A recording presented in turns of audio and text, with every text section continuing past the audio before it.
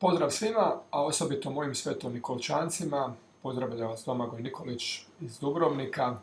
Radujem se jer se uskoro vidimo u Ovčjem polju, gdje ću zajedno sa svojim prijateljem i suradnikom Nikolom Ristevskim održati predavanje pod naslovom U potrazi za Aleksandrom.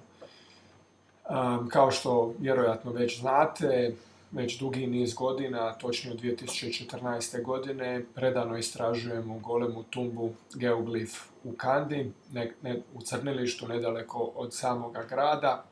I do sada smo obavili velika istraživanja i objavili 3 znanstvena rada u eminentnim znanstvenim časopisima, stranim.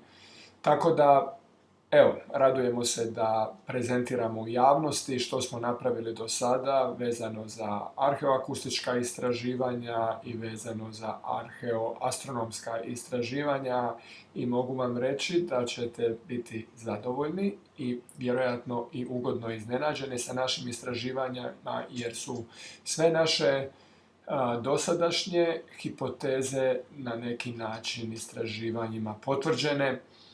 Istraživanja nastavljaju, šta su nam budući planovi i ostalo, čuti ćete na našem predavanju.